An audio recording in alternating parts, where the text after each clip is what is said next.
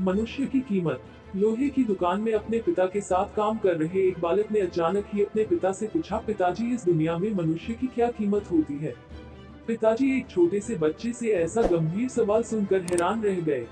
फिर भी बोले, बेटे, एक मनुष्य की कीमत आंकना बहुत मुश्किल है, वो तो अनमोल है। बालक, क्या सभी उतना ही कीमती और महत्वपूर्ण है? पिताजी, हाँ बेटे।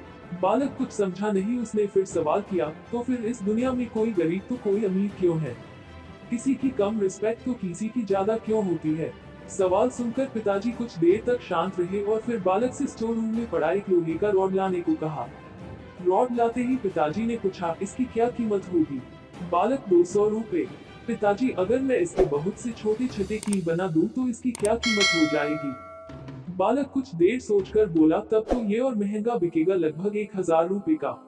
पिताजी, अगर मैं इस लोहे से घड़ी के बहुत सारे स्प्रिंग बना दूं तो? बालक कुछ देर गणना करता रहा और फिर एकदम से उत्साहित होकर बोला, तब तो इसकी कीमत बहुत ज्यादा हो जाएगी। फिर पिताजी उसे समझाते हुए बोले, ठीक इसी तरह मनुष्य की कीमत इसमें नहीं है कि अभी वो क्या है, बल्कि इसमें है कि वो अपने आप को क्या बना सकता है। बालक अपने पिता की बात समझ चुका था। फ्रेंड्स, अक्सर हम अपनी सही कीमत आंकने में गलती कर देते हैं। हम अपनी प्रेजेंट स्टेटस को देखकर अपने आप को वैल्यूलेस समझने लगते हैं।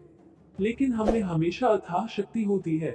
हमारा जीवन हमेशा संभावनाओं से भरा होता है। हमारी जीवन में कई बार स्थितियां अच्छी नहीं होती है, पर इससे हमारी वैल्यू कम नहीं होती है। मनुष्य के रूप में हमारा जन्म इस दुनिया में हुआ है, इसका मतलब है हम बहुत स्पेशल और इम्पोर्टेंट हैं। हमें हमेशा अपने आप को इम्प्रूव करते रहना चाहिए और अपनी सही कीमत प्राप्त करने की दिशा में बढ़ते रहना चाहिए।